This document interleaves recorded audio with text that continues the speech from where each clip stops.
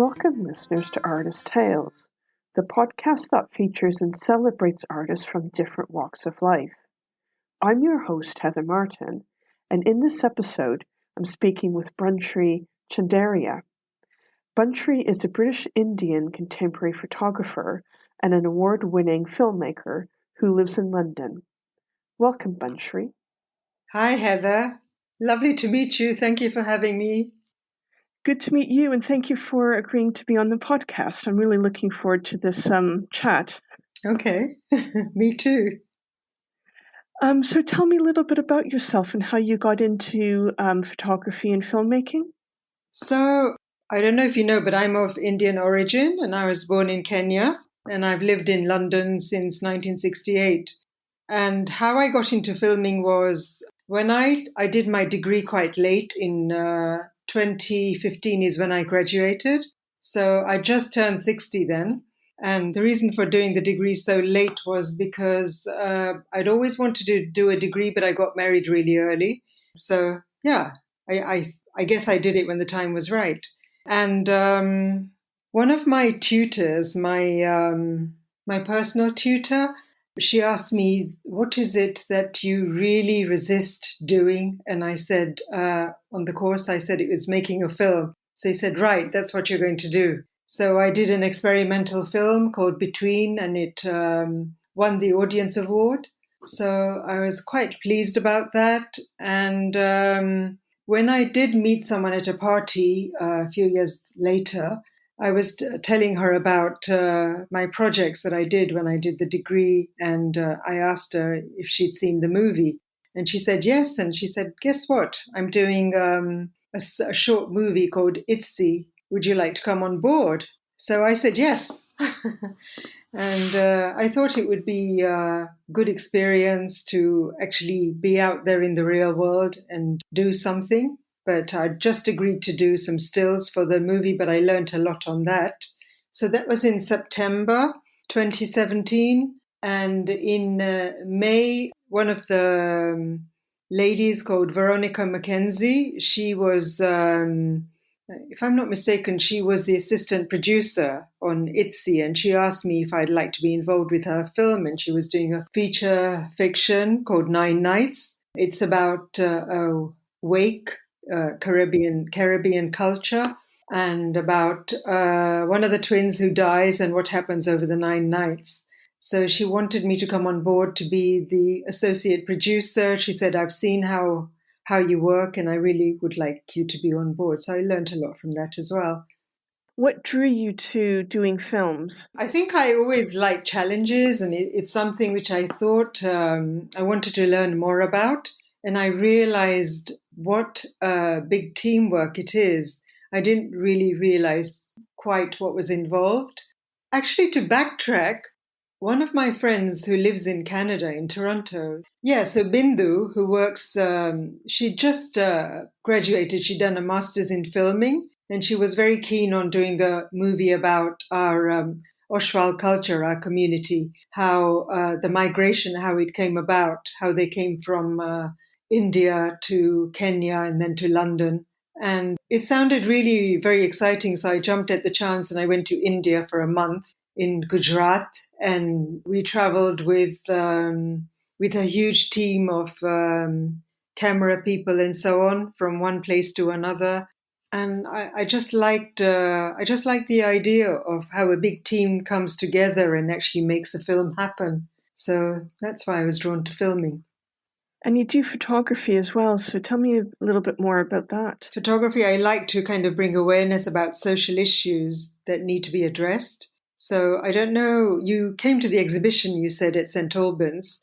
I did. So you must have seen my multimedia installation, Silent Voice. And it's about my mother-in-law's Alzheimer's, and I really wanted people to understand how I kind of gave her a voice, because upon her diagnosis, it was during the COVID and people didn't know, not many visitors came. So when people would phone, they didn't quite know what kind of conversations to have with her or how to react to what she was saying. So she went completely quiet. So I decided to give her a voice. And I thought I would actually do a book and I called it Silent Voice. And the idea of doing the book was I wanted to break down the barrier between her and how the world saw her. I wanted people to understand how she perceived her new world and for them to be at ease with that.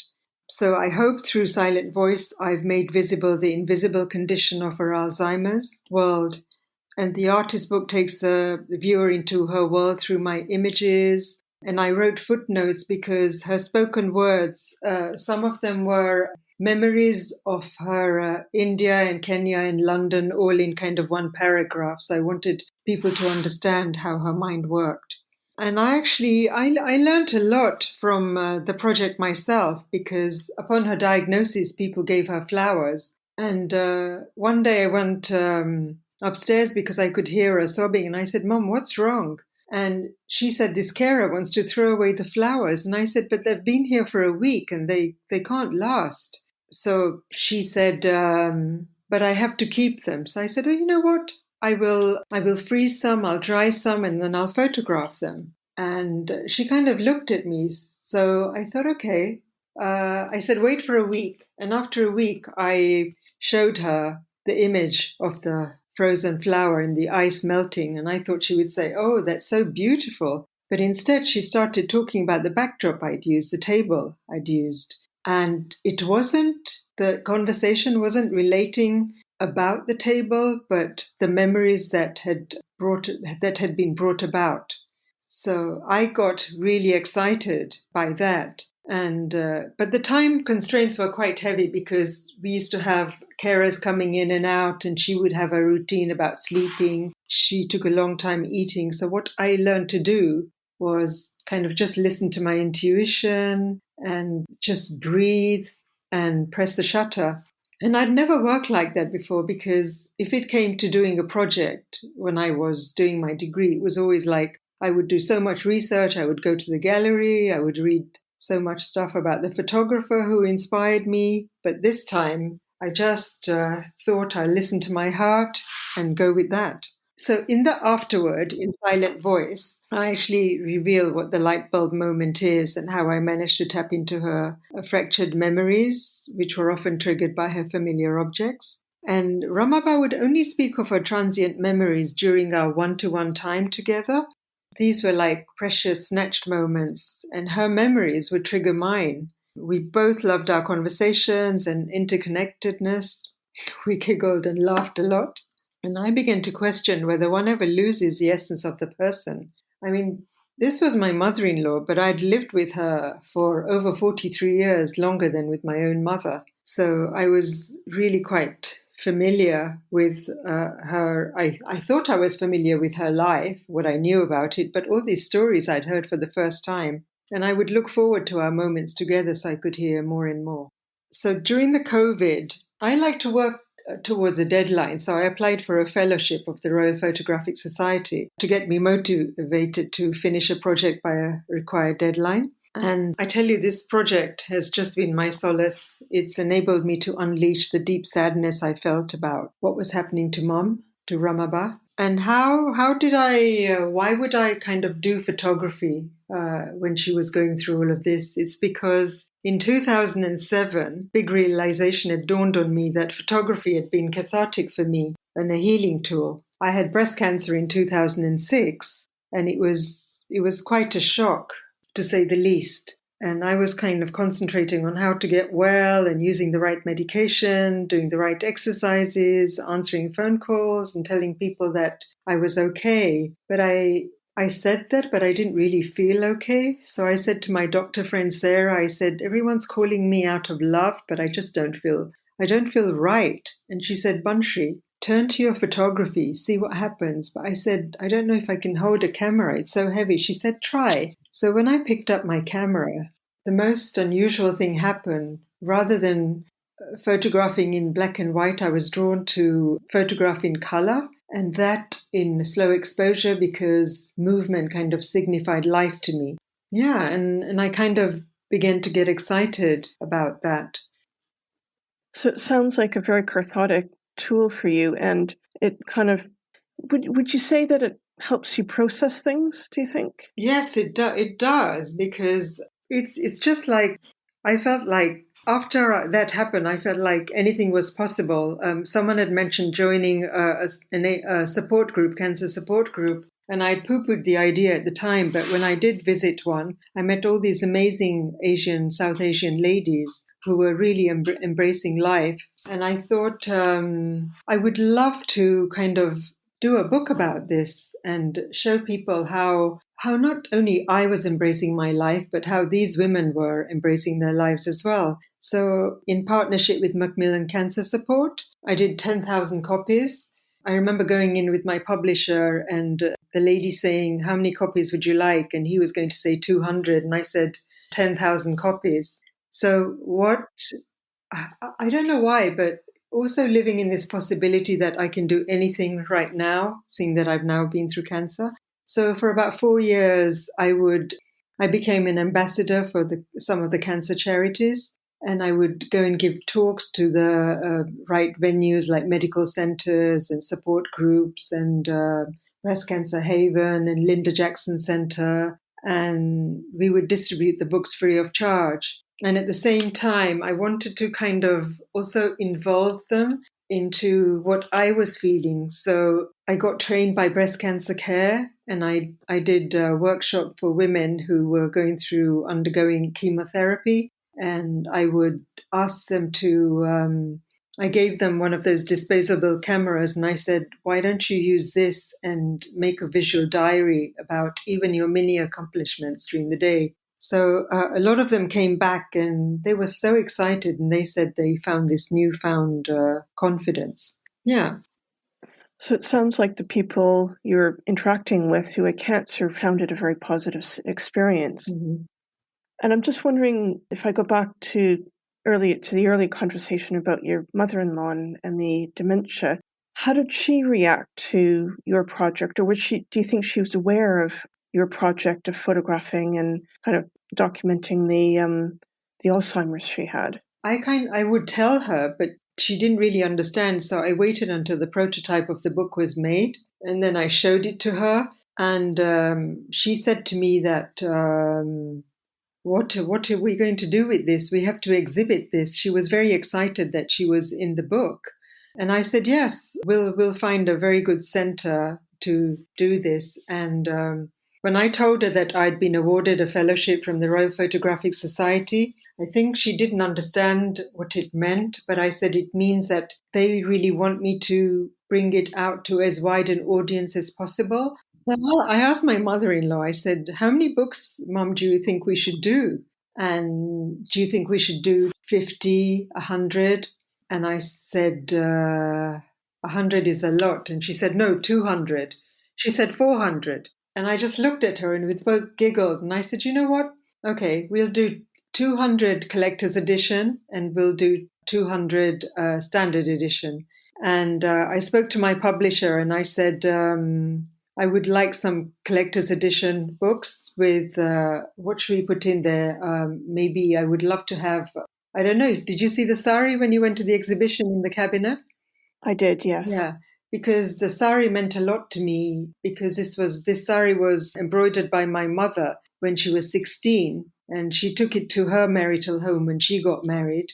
And then she gave it to me a few years later, and I took it to my marital home as a dowry. So one of the weeks, it was my mother's 85th birthday, and my mother and my mother-in-law were good friends. So I said, so Ramaba, what are you going to write in Mum's birthday card? And she couldn't think, and I showed her the sari, and I said, Mum, do you remember you wore this once last year? And she started saying that in Gujarati, she said that she was my childhood friend and she gave me her daughter. So I said, write that in a card. And to me, that was really powerful because only because I'd lived with Ramaba for longer than with my own mother. And I don't know, I just kind of felt the love which it was a newfound love, which I hadn't even felt all those years we lived together. She was like opening up to me and normally, and she was really vulnerable. She was telling me all these stories which are in the book, which I don't know if you've seen it, if you saw the book when you were there. I briefly saw it, yes. Yeah. And I thought I would raise money for Alzheimer's research. So I decided to sell the collector's edition for £75 and the standard for £25 and give all the profits to cancer research. The director of Alzheimer's Research UK has written a foreword in the book as well. And it was very powerful having an exhibition with an installation amongst other people's works as well, which was from Hertfordshire Photo Forum in St Albans. And I spoke to the curator there and I said, I would really love to do an in-conversation event here because I feel that when someone looks at a book, they would like to know about the journey, the process of how it came about. So I had an in-conversation event with my publisher there. And I'd invited a lot of my friends and family and other people that I knew from other communities like the Royal Photographic Society, London Independent Photography. It was a sold out event, which I was really pleased about because I was very nervous. I thought, it's during the winter time, in how many people will I have? St Albans kind of seems out of London. But yeah, it was good. And the recording's on my website as well. Great, and I can link to them from the episode if people are interested in watching it, so thank you. So it sounds like people were really engaging, certainly with the installation you did around your mother-in-law having Alzheimer's. And also, I'm just wondering about the other books, the book you did for cancer research, and we had the 10,000 book run. So I was wondering, what was the reception for that? It was for Macmillan Cancer Support, cancer research.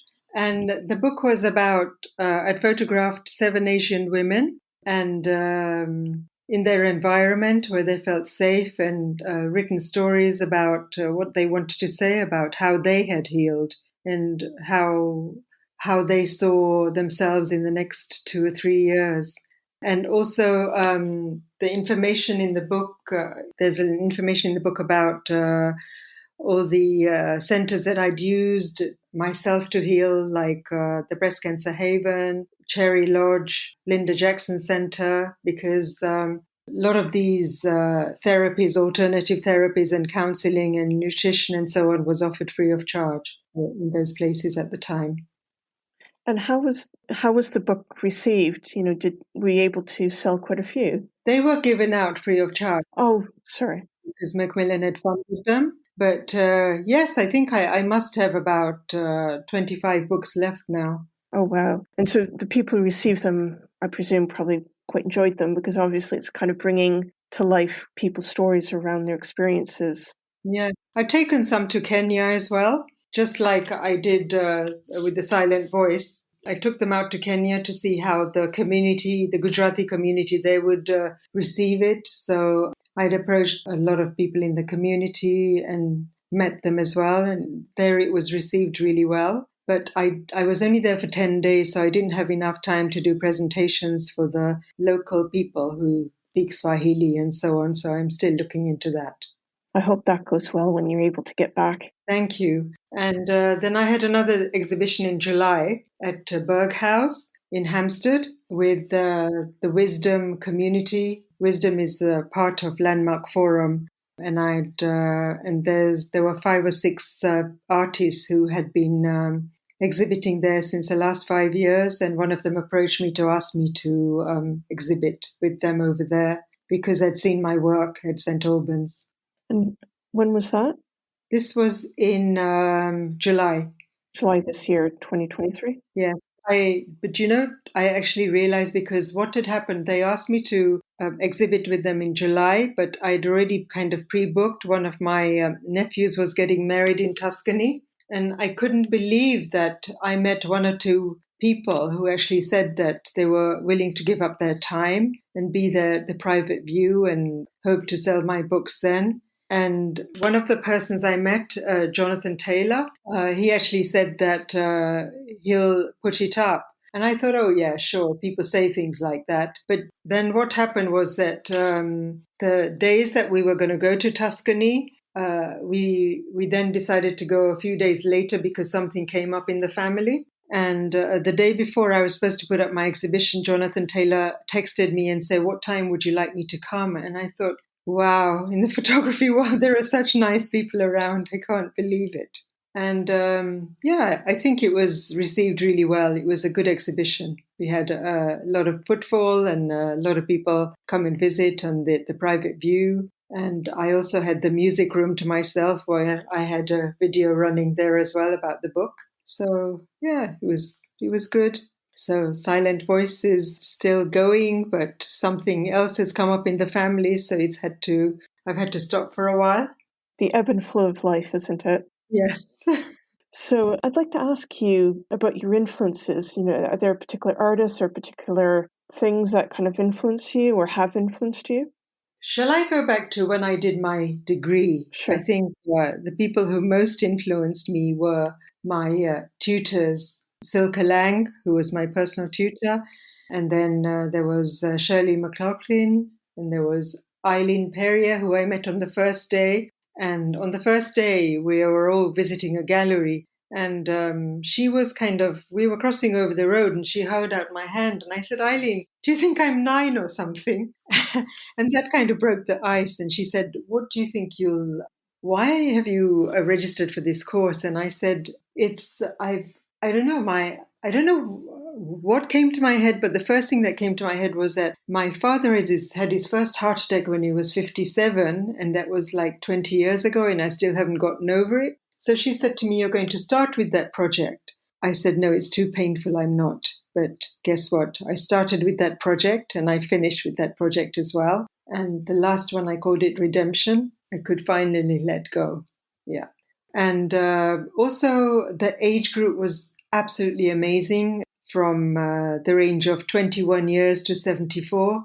And because I think I did my degree quite late, I think, and a lot of people did, everyone kept saying, "Oh, we're not doing any work, we're just having fun." But I think we kind of fed ideas of each other, and everyone came up with such good projects. And we were told that it was one of their best years. And I was quite proud to tell my children that I've got a first when I'm 60. So it was quite a bonus. Congratulations. Yeah, no, that is really good.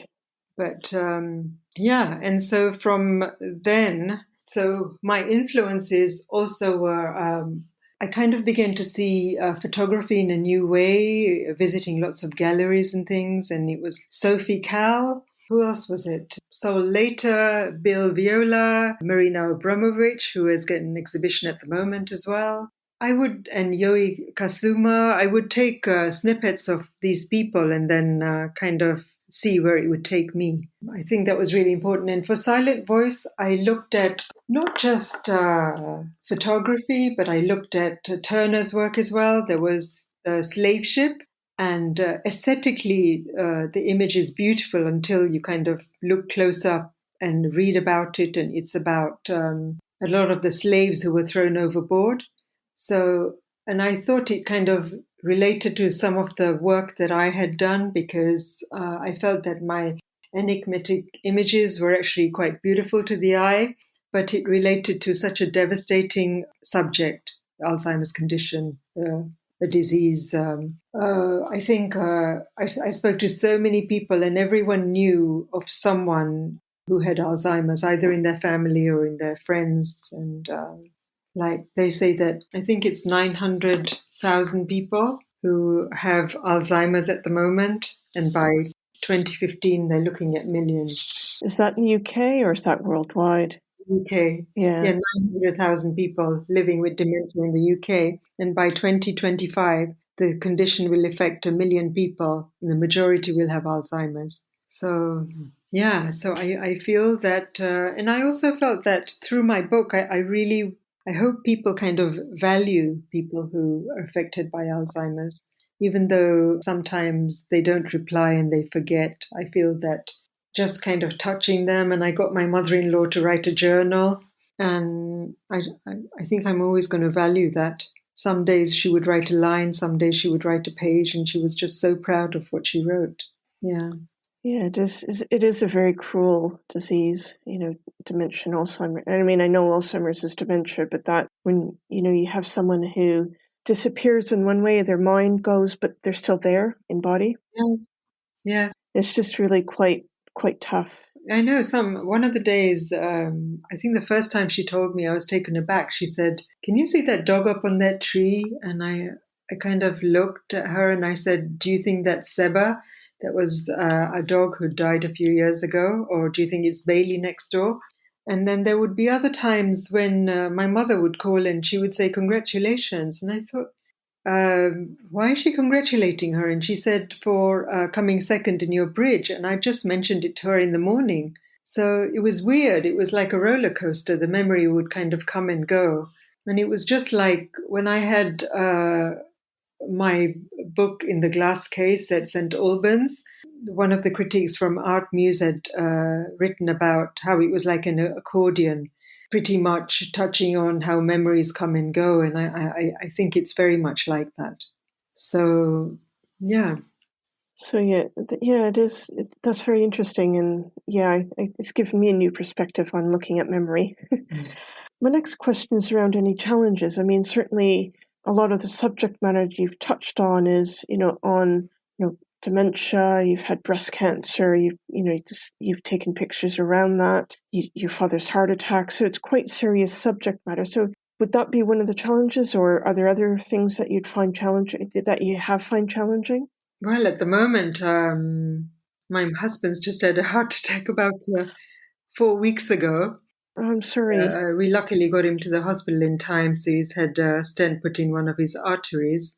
But it's photography again, which has kind of kept me going. When you asked me to do this podcast, at first I thought I'll ask Heather if I can do it 2 weeks later. And I said, no, I think it's going to get me in that mindset where it's like a healing thing for me as well. And it's nice for my husband to see me happier, so I can kind of give that out to him as well. I can be a better support for him as well. But one of the challenges which never leaves me is, even though I've kind of sold, out of the 200, I've sold 150 of each of the books, I still find that to build up confidence and courage to kind of ongoingly contact people, to inspire them about the subject, it's like, okay, maybe I won't do it today, maybe I'll do it next week.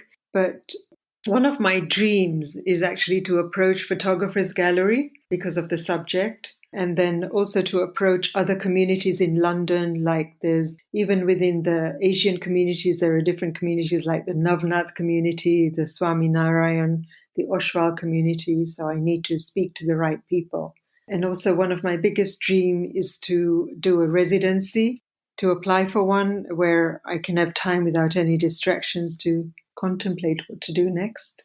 Maybe something really uplifting. I've kind of got ideas. So you've quite nicely moved into some things you want to do in future. So it sounds like you have some, aspirations that you're working towards or hoping for in the future. Yes, most definitely. Well, there's so much around. I'm kind of more driven towards abstract work right now, and so let me see where it takes me. There are so many exhibitions which I want to visit as well at the moment. There's Marina Abramovich, there's something happening at Somerset House, Diva, and so on. So I always feel that whenever I visit an exhibition, I get new ideas. Last week I'd visited the Design Museum where they had the Upbeat Sari exhibition. And when I did my associateship many years ago, I was actually drawn to finding out more about my roots. So I'd visited India 2 or 3 times. And I, rather than depicting the poverty of India, I wanted to show the beauty and the dignity of the people there. So that's what I did. But when I kind of look back, I started photography many years ago, maybe more than 30 years ago, when my husband bought me a manual camera, Nikon FM2. And I had no idea how to handle a camera. So I went to a local photography class. And then after that, there was no looking back. I just loved it. I did City and Guilds at Hatfield University, a 2-year course, and that's when I kind of began to do project-related work and working on themed projects. So that was good, and from that I got the licentiateship, which then I want the associateship. But more than qualifications now, I think I kind of want to do something uplifting, but I'm also kind of pulled in one direction to do something more about mental health, because it affects so many people, and I know so many people who don't like talking about it, and I would like to kind of break the stigma around it through art. So I don't know where the work will take me. Yeah, it sounds like you have a lot of possibilities, and certainly mental health there's still a lot of stigma around it. There's still, there are conversations that are starting, but it seems like there's still a lot of stigma around talking about it. Yes, but I don't know. I love to meditate a lot. And after my breast cancer, I'd gone to Vipassana for 10 days, where you go into 10 days of silence in Hereford. And it was during that time when I thought of doing the book, Embracing Life After Cancer. So I don't know, let me see. I think a quiet place or nature or somewhere. Yeah, something. Life always has a way of kind of presenting new things, just like you asked me to do the podcast. It does, yeah. And I think just listening to you now, the book that you've just mentioned about getting through cancer, yes, cancer is quite serious, but that in itself is a positive book. You've made it through, you're able to talk about it. So I guess even in a very difficult subject, there's that positive side to it. Yeah, well, I kind of pushed the boundaries that I used to have and the fears that I had. I did a tandem skydive at the time from 12,000 feet. I used to be really scared of heights, but it was very liberating. And it was good to raise £15,000. I had generous family and friends. I raised it within 2 weeks. And then as a child, I always wanted to do a catwalk. I mean, it sounds a bit silly to be saying that at my age now, but I was involved in a catwalk at Grosvenor House for breast cancer care, and we raised £350,000 then. And I love Bollywood dancing, so I took the opportunity of doing Bollywood dance workshop at David Lloyd's, a leisure centre, and we raised money for a local charity called Cherry Lodge. Yeah, so I think anything and everything is possible, but I also realize that I can't do things on my own. I need people. I need other artists. I need friends. I need people to collaborate with and for us to rub ideas of each other. So I'm always kind of looking at new material, looking at new work. And I think like that, the social media is a very good platform because people are always posting something different. And it was also one of the podcasts that I watched. I can't remember who she was, but she did a project on Nigeria, and with her little video clips with the like multi-exposure, I thought it was very powerful. Yeah. I mean, I think many artists are probably not dissimilar to you, where they get influence, they get ideas, they get influences from other artists and looking at other people's work. Mm-hmm. Yeah. And I think I'm constantly not just looking at photography, but paintings as well. It's just, and I love performance art as well. I think in my degree, I kind of did performance art. That's why I want to go and see Marina Abramovich's new exhibition to see how she's always producing new work. Going back to one of my inspirations was a white South African called William Kentridge, who was really angry about the inequality in Africa. He was anti-apartheid, and he shows his multimedia artwork touching on the unfairness of the South African regime. He shows this through his hand-drawn animated films, and I just loved his work so much because there was a reason behind his project. It brought awareness. Hence, Silent Voice, bringing awareness about Alzheimer's. Yeah. So sorry, before you get on to Silent Voices, when was William active? So when did he do his artwork? He had done his artwork in the I think he was born in 1955, so it must be in the 1990s. That's when he did his earlier, yes. And in fact, there was an exhibition about him just after the COVID, so about 2 years ago. Yeah. So he's very familiar with, apartheid and a lot of those policies. Yes. And I like the fact that he would make films out of drawings which he did, pencil drawings, and he would also show his work in the films as where he would erase it out and then put it back in.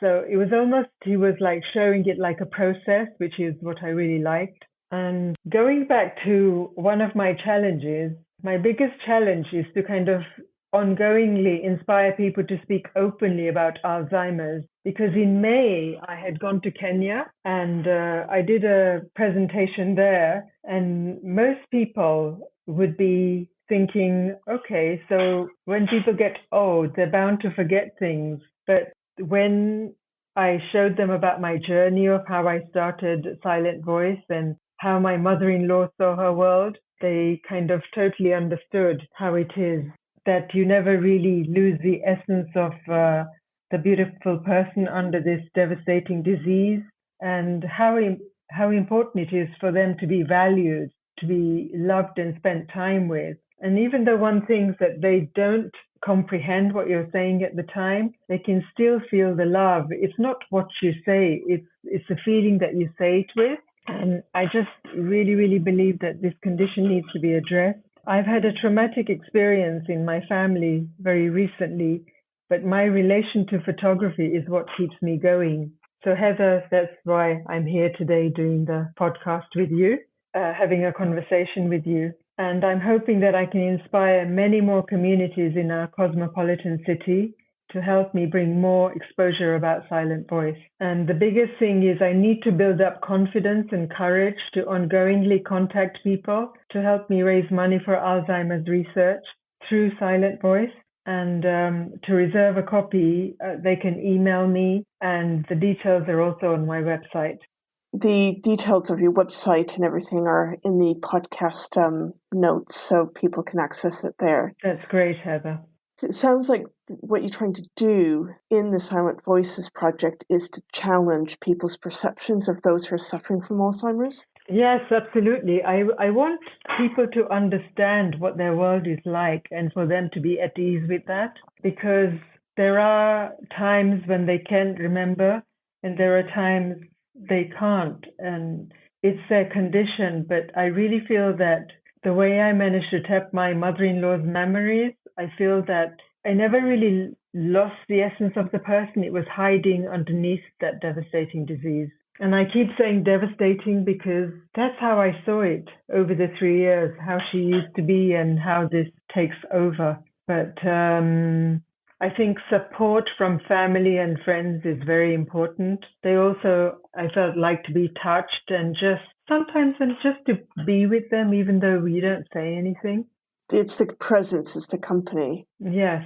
And interconnected that I felt with my mother-in-law during our one-to-one time, I just cannot fathom how we never had it before. It was almost like when you hear the word Alzheimer's, you think you've got very little time and you kind of want to get to know the person. And I heard so many of her stories, and I'm sure she had many more to tell. And yeah, I really miss her.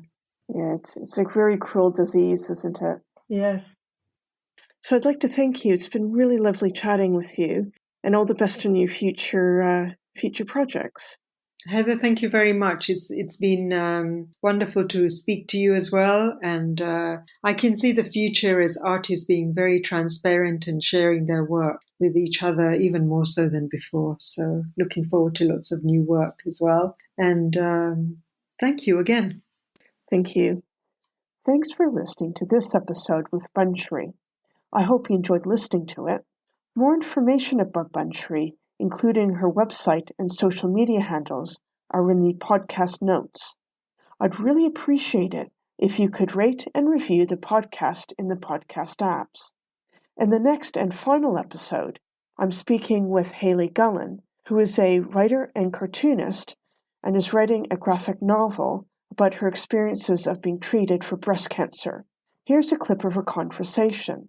I'm addressing the toughest time in my whole entire life, possibly. So I have to take my mind back and my feelings back to those really difficult experiences in order to express them in a compelling way, which can be a difficult experience. And then some nights I go to bed and my head's buzzing with thoughts because of what I've just been working on. And that can be quite challenging. I look forward to you joining me in the final episode of the series.